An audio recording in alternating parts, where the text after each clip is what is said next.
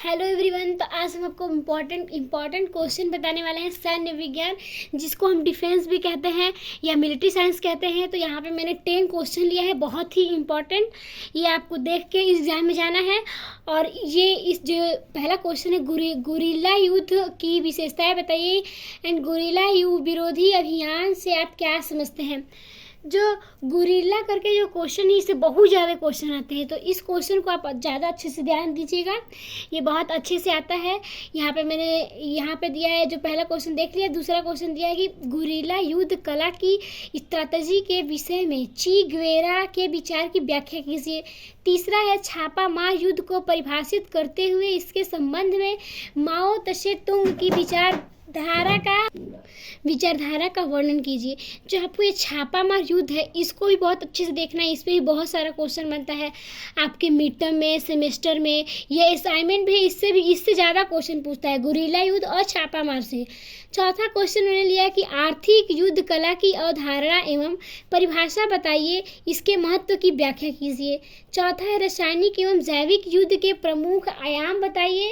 रासायनिक एवं जैविक युद्ध की अवधारणाएं बताइए। फिर जैविक युद्ध से आप क्या समझते हैं। ये जो जैविक युद्ध है, इसको भी आप बहुत अच्छे से आपको पढ़ना चाहिए और इसको बहुत अच्छे से आप समझ लीजिएगा। जो जैविक युद्ध है, इसको भी आपको बहुत अच्छे से पढ़ना है। देखिए यहाँ पे 3 क्वेश्चन दिया है जैविक युद्ध से संबंधित। फिर दिया युद्ध की परिभाषा दीजिए एवं उसके कारणों की विवेचना कीजिए। हाँ, युद्ध के बारे में आपको अच्छे से पढ़ लेना है। फिर प्रथम विश्व युद्ध, द्वितीय विश्व युद्ध, ये भी बहुत अच्छे से पढ़ना है। और ये नहीं कि मतलब आप पढ़ लिए बस, आपको क्या करना है डिफेंस में कि आपको बस टॉपिक देखना है और उसके बाद से आप उसके रिलेटेड पढ़ लेंगे, मतलब क्वेश्चन सॉल्व कर लेंगे, लिख लेंगे। ऐसा नहीं है कि बहुत ज़्यादा आपको रटना है, इसमें कुछ भी नहीं रटना है। बस आप थोड़ा बहुत इसको पढ़े रहिए। यहाँ पे मैं भी क्वेश्चन सॉल्व करा दे रही हूँ 2-3, उसको देख लीजिएगा। तो ये बस इसी से आता है और कुछ अलग नहीं आता है। और बस ये रहना चाहिए, बस आप देखे रहेंगे तो आप अपने मन से लिख सकते हैं। लिखने का मतलब जो भी इसी से संबंधित, कुछ भी फालतू नहीं, इससे संबंधित आप कुछ भी लिखिए, कोई नंबर नहीं कटेगा। हमारे टाइम पे भी ऐसा ही हुआ था। तो हमारे टाइम जो मिड टर्म का एग्जाम हुआ था, उसमें ये गुरिल्ला युद्ध और छापामार युद्ध से बहुत ज़्यादा क्वेश्चन दिया था। तो इसीलिए हमने ये जो 3 क्वेश्चन है इंपॉर्टेंट देख के हमने आपको यहाँ पे लिखवा दिया है। और यहाँ पे युद्ध की परिभाषा दीजिए एवं उसके कारणों का विवेचन कीजिए। ये भी क्वेश्चन बहुत इंपॉर्टेंट है। ये कि युद्ध के क्षेत्र में सुरक्षा से आप क्या समझते हैं, भारतीय युद्धों के संदर्भ में व्याख्या कीजिए। जो ये क्वेश्चन है, ये और छापा मार वाला और गुरिल्ला, ये तीनों हमारे टाइम पे आया था कुछ दिनों पहले ही। तो ऐसा नहीं है, ये बहुत सारा इंपॉर्टेंट है। हर साल ये कुछ क्वेश्चन पूछता है और हर यूनिवर्सिटी में पूछता है। और चौथा है कि सैन्य विज्ञान की परिभाषा तथा इसके विषय क्षेत्र की व्याख्या कीजिए। जो आपका सब्जेक्ट है, जो विषय है सैन्य विज्ञान, इसके बारे में आपको बहुत अच्छे से पता होना चाहिए। बस इसके बारे में पता रहेगा तो आप लिख लेंगे। तो आप बस इसके बारे में अच्छे से पढ़ लीजिएगा, हो जाएगा। और यहाँ पे फिर इसका हमने सोल्यूशन दिया है। यहाँ पे एक क्वेश्चन हमने लिया था कि गुरिल्ला युद्ध की स्ट्रैटेजी के विषय में ची ग्वेरा के विचारों की व्याख्या कीजिए।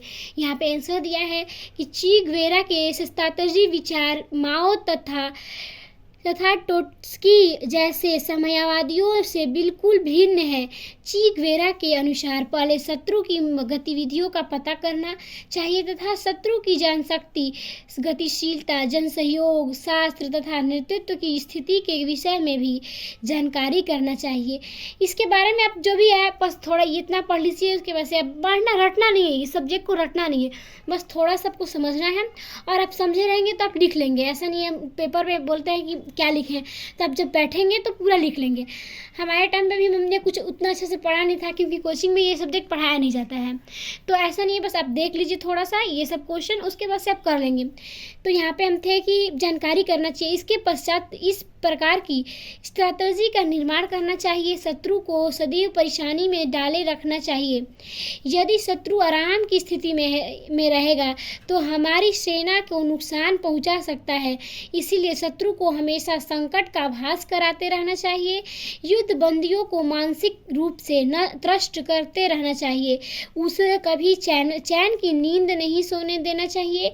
गुरिल्ला के विषय में ची ग्वेरा कहता है कि गुरिल्ला को यदि स्ट्रैटेजी की सीमा को सफल क्षेत्र के रूप में परिवर्तित करना है तो उसे उस क्षेत्र की जनता से पूरा सहयोग प्राप्त करना चाहिए, जनता को सताना नहीं चाहिए तथा युद्ध शुरू होने से पूर्व भूप्रदेश का पूरा ज्ञान प्राप्त कर लेना चाहिए। ये युद्ध के बारे में बताया है कि कैसे युद्ध करना चाहिए, युद्ध करने से पहले शत्रु के बारे में क्या जानना चाहिए, इसके बारे में इस क्वेश्चन में बताया।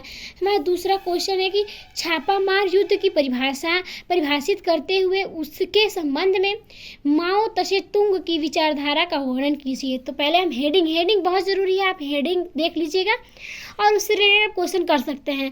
तो यहाँ पे मैंने हेडिंग डाला है कि छापामार युद्ध की परिभाषा।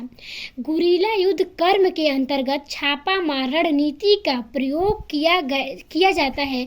मेजर जौहरी ने लिखा है कि छापामार वह असैनिक अथवा सैनिक है जो छापामार युद्ध में किसी प्रेरणा से उत्पन्न होने से स्वयं सेवक बनकर अपने लक्ष्य की प्राप्ति के लिए जी तोड़कर भाग ले। और यहाँ पे मैंने एक दिया है कि ऑक्सफोर्ड डिक्शनरी में ये कुछ लिखा गया था कि ऑक्सफोर्ड डिक्शनरी में लिखा है, गुरीला युद्ध वह छूट-फूट ढंग से लड़ा जाने वाला युद्ध है जो स्वतंत्र रूप से कार्य करते हुए छोटे छोटे समूहों या गिराहों में लड़ा जाता है। दूसरा है कि ले जनरल पीएल भगत के शब्दों में गुरीला अभियान आवश्यक रूप से एक हिंसात्मक अभियान है जो नियमित सेना के विरुद्ध अपने देश की सीमा में ही लड़ा जाता है। गुरीला युद्ध का समरतंत्र मारो और भाग पड़ो पर निर्भर है। अब ये माओ तसे तुंग के विचार, ये एक हेडिंग डालेंगे, उसके बाद इसको लिखेंगे कि क्रांतिकारी युद्ध में गुरीला की संक्रिय एक मुख्य भाग होती है। इस गुरीला संक्रिय को एक स्वतंत्र प्रकार का युद्ध कभी नहीं समझना चाहिए। यह तो व्यापक युद्ध का एक कदम और क्रांति का एक पक्ष मात्र होता है। यदि कोई गुरीला युद्ध के अस्तित्व को मानते हुए भी उसे व्यापक युद्ध से संबंधित माने तो यह समझना चाहिए कि उसे इस प्रकार के युद्ध का कर्म से उत्पन्न हो सकने वाले युद्ध की संभावनाओं का ज्ञान नहीं है। दिसंबर 1936 ईस्वी में माओ तसे तुंग ने अपने 10 वर्षों में गुरीला युद्ध के कर्म के अनुभवों को एकत्रित किया है। इस ग्रंथ ने 1936 ईस्वी से आज तक तृतीय विश्व में हुए लगभग सभी सशस्त्र प्रतिरोधी आंदोलनों को एक संक्षिप्त प्रमाणिक स्ट्रैटेजी प्रदान की है। माओ ने गुरीला युद्ध संक्रिय के लिए 5 सिद्धांतों को स्थापित किया है। यहाँ पे जो 5 सिद्धांत है, इसको बहुमूल्य बहुमत पद्धति, प्रथम श्रेणी का दल संगठन, तीसरा है लाल सेना की पर्याप्त संख्या, चौथा है सैनिक कार्रवाई हेतु उपयुक्त भूप्रदेश, आर्थिक आत्मनिर्भरता। अगर आप इसके बारे में जानते हैं तो इसको भी मतलब ऐसा तो कुछ नहीं, बस इतना लिख देंगे तो हो जाएगा। और मैंने लास्ट क्वेश्चन लिया है, इसको भी मैंने सॉल्व करा कि आर्थिक युद्ध कला की अवधारणा एवं परिभाषाएं बताइए, इसके महत्व की व्याख्या कीजिए। हेडिंग डालेंगे कि आर्थिक युद्ध कला की अवधारणा। तो तीसरा ये क्वेश्चन है, तो यहाँ पे मैंने आर्थिक युद्ध कला की अवधारणा हेडिंग डाला। आपको हेडिंग बस याद रहना चाहिए और लिखने वाला आप अपने से बना के लिख सकते हैं, बस गाना वाना मत लिखिएगा। इससे संबंधित जो भी आपको आ रहा है वो लिखिए, कोई दिक्कत नहीं होगा। यहाँ पे लिखा है मैंने कि 20वीं शताब्दी में सैनिक शक्ति के विकास तथा युद्ध संचालन हेतु आर्थिक संसाधनों का महत्व बहुत अधिक बढ़ गया है, क्योंकि आर्थिक संसाधनों के आधार पर ही एक राष्ट्र द्वारा अपनी युद्ध नीतियों का निर्धारण और युद्ध का संचालन किया जाता है। चूँकि आधुनिक युद्ध स्थलों पर नहीं अपितु कर कारखानों एवं फैक्ट्रियों में लड़े जाते हैं, अतः वही राष्ट्र एक लंबे समय तक युद्ध लड़ने में समर्थ हो सकता है जिसकी आर्थिक व्यवस्था से सुदृढ़ हो। इस संदर्भ में जोफरे ने अपने विचारों को व्यक्त करते हुए कहा है, आजकल युद्ध समरतंत्र की अपेक्षा अर्थशास्त्र के विज्ञान द्वारा अधिक प्रभावित होता है। यद्यपि प्रथम विश्व युद्ध तक जनशक्ति ही युद्ध का आधार थी, लेकिन द्वितीय विश्व युद्ध में इस बात का अनुभव किया गया कि युद्ध जीतने के लिए सर्वप्रथम सुदृढ़ आर्थिक व्यवस्था का होना अनिवार्य है। द्वितीय विश्व युद्ध में जर्मनी पर ब्रिटेन की विजय का मुख्य कारण ब्रिटेन की आर्थिक स्थिति का अपेक्षाकृत अधिक सबल होना था।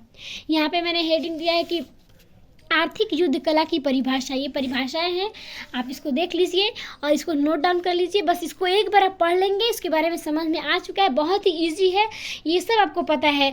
युद्ध का कारण, कैसे युद्ध होता है, क्या आर्थिक स्थितियाँ हैं, बस इसी के बारे में लिखना है। बस आपको हेडिंग पता होना चाहिए और जो भी ये क्वेश्चन है। तो अगर ये वीडियो आपको पसंद आए तो प्लीज़ लाइक करें। और ये जो भी आपका ये क्वेश्चन है, मैंने यहाँ पे 3-4 क्वेश्चन सॉल्व करा दिया है। और भी जो क्वेश्चन है इसका आपको जो सॉल्विंग वीडियो चाहिए तो आप कमेंट करके ज़रूर बताएं।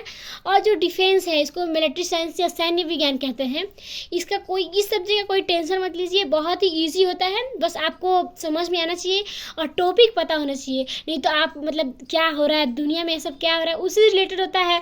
आप इतना तो समझदार हैं, आप कर ही सकते हैं। और बस अपने से बना के लिखेंगे, कोई दिक्कत नहीं है। बस अपने से बस टॉपिक अच्छा होना चाहिए, टॉपिक याद रहना चाहिए और मतलब कुछ अच्छा लिखिए कि हाँ उससे संबंधित हो, कुछ फालतू नहीं। तो आपको अगर वीडियो चाहिए तो आप कमेंट करके ज़रूर बताएं। अगर वीडियो पसंद आए तो प्लीज़ लाइक करें, शेयर करें एंड सब्सक्राइब करें।